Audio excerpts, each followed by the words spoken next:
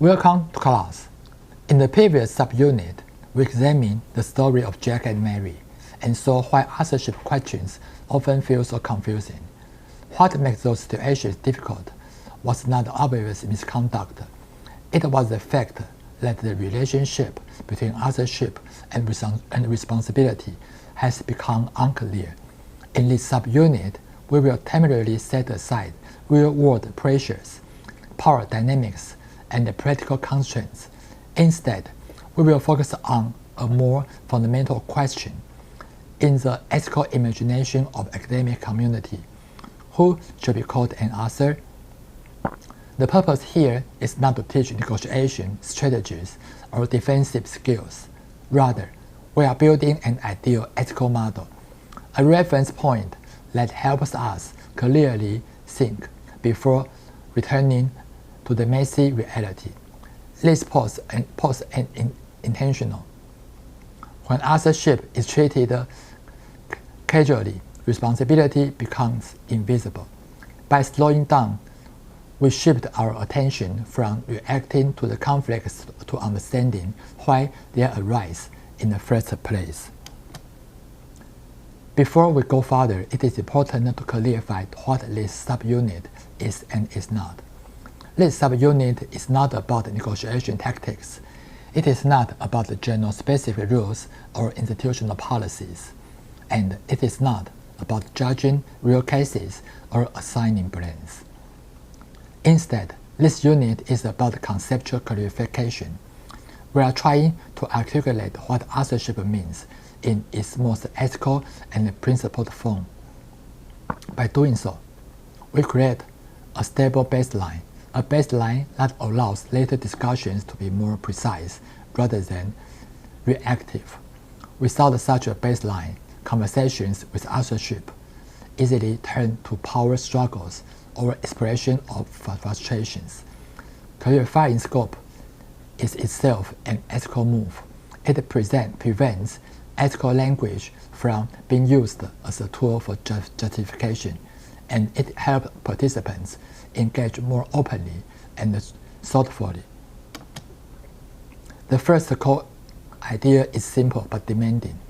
Authorship is not a reward. Authorship is not meant to express gratitude for effort. It is not meant to return favors, and it is not meant to acknowledge relationships. It does not automatically follow from seniority, status, or position.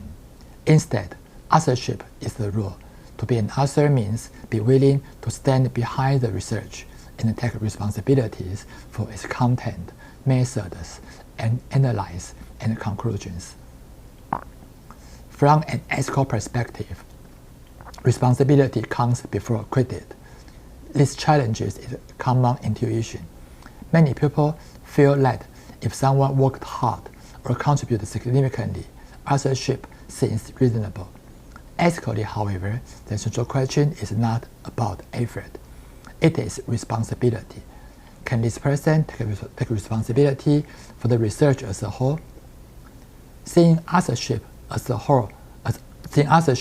rule emphasizes obligations and accountability. A rule implies expectations, not symbolic recognition. This is why authorship can be ethically refused if these expectations cannot be met. The second concept concerns what counts as contribution. In academic ethics, substantive contribution refers to intellectual impact, no time spent, no task completed. The key question is whether someone influenced the intellectual direction of the research. Did they shape the research questions? Did they influence the designs, the analysis, and the arguments? This is why administrative support, technical assistance, or personal help does not automatically translate it into authorship, even when they are valuable, even when they are necessary. In this subunit, we deliberately avoid the checklists. Ethical reasoning is not about matching boxes. It is about understanding meaning. Distinguishing intellectual contributions from the other forms of support protects the integrity of authorship.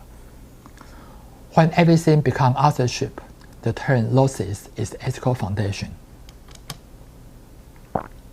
The third concept is accountability.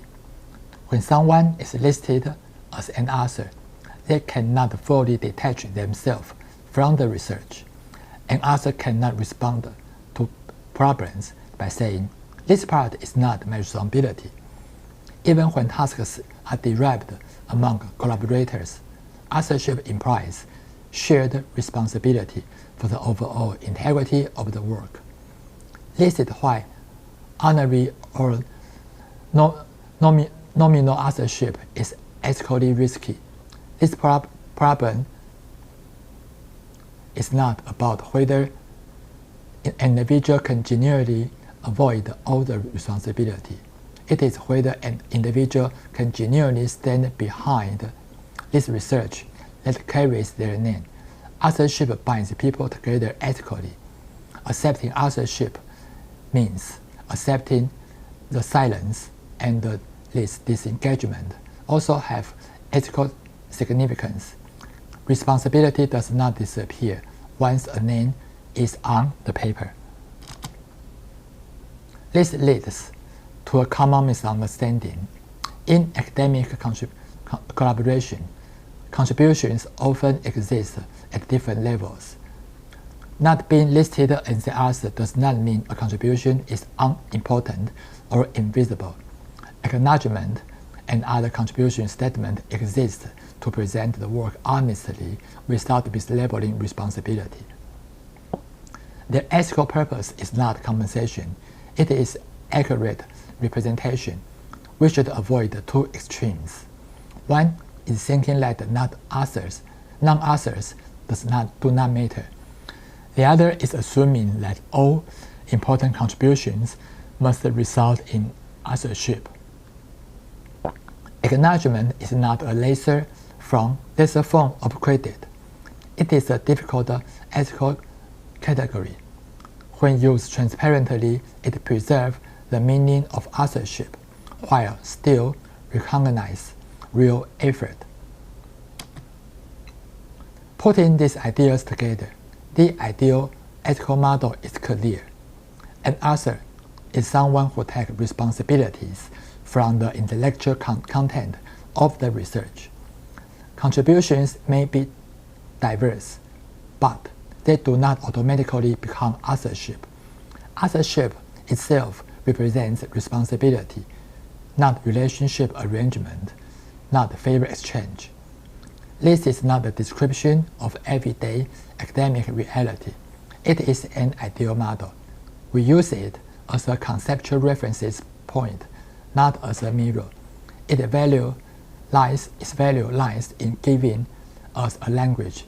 It allows us to describe discomfort precisely rather than emotionally.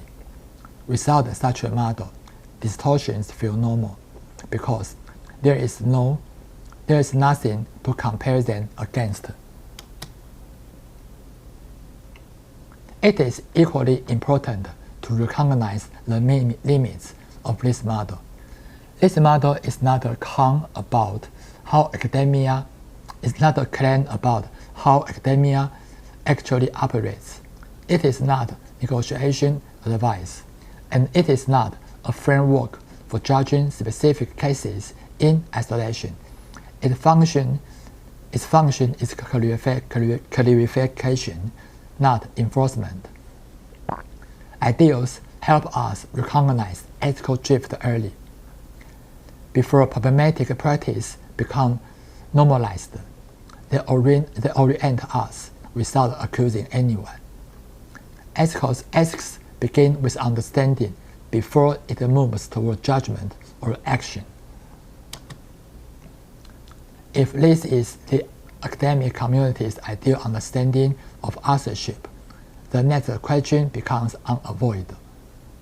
Why is this ideal so easily distorted in real academic systems? In the next subunit, we will return to reality.